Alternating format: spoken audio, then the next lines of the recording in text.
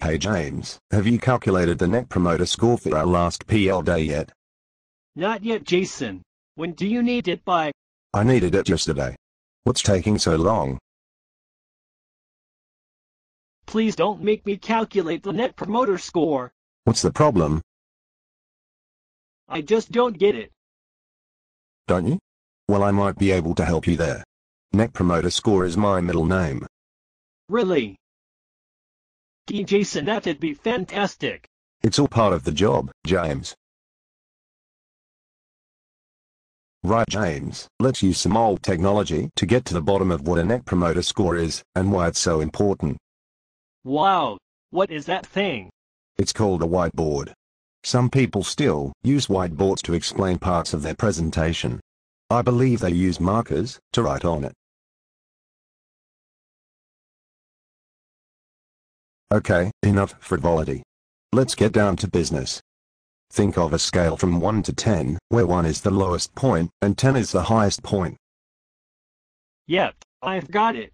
This is the scale used to evaluate performance. When people complete an evaluation, they mark a point on this scale to indicate their level of satisfaction.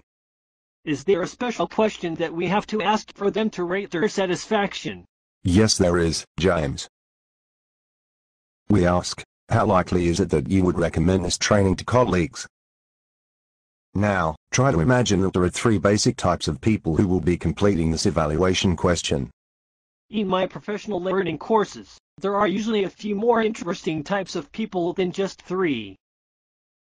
Anyway, as I was saying, the 3 types of people we focus on for Net Promoter Score are promoters, detractors, and passives. Can you explain each of these terms to me, please, Jason? Sure, James. Promoters are the people who are extremely likely to recommend your training to their colleagues. They will rate your question as a 9 or 10 on your 10-point scale. Detractors are the people who are not at all likely to recommend your training to their colleagues. They will rate your question anywhere from 1 to 6 on your 10-point scale. Passives are people who are neutral. They will rate your question as a 7 or 8 on your 10-point scale. It is really important to remember that passive scores are excluded from the equation when you calculate your Net Promoter Score.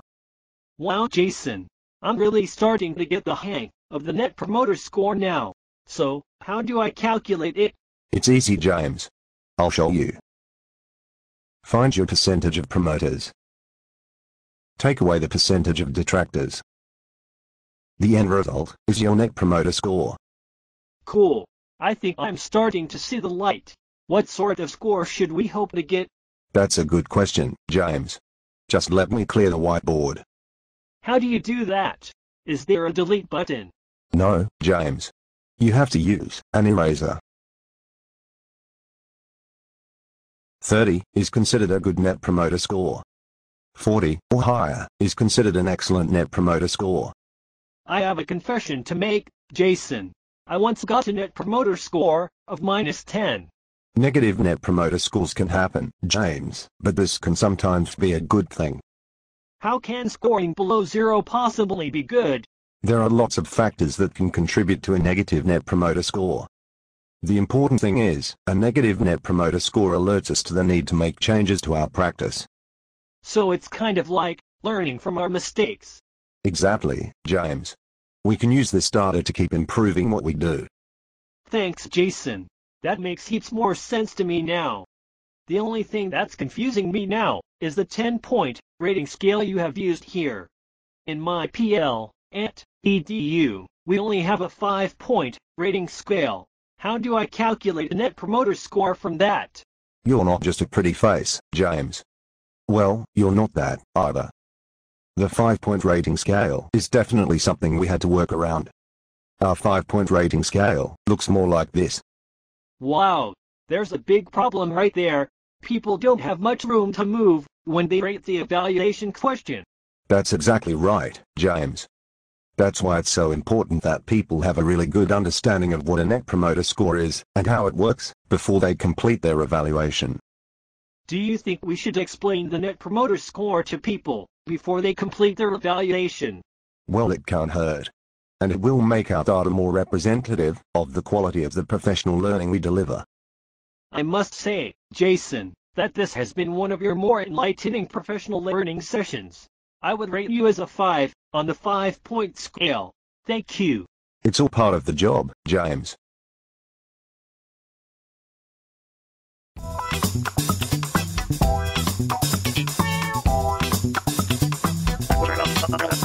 So, James, how are you going with calculating our PL Day Net Promoter Score now? Piece of cake, Jason. And guess what? Not only is our Net Promoter Score a +1, it's above 40 as well. That's great news, James.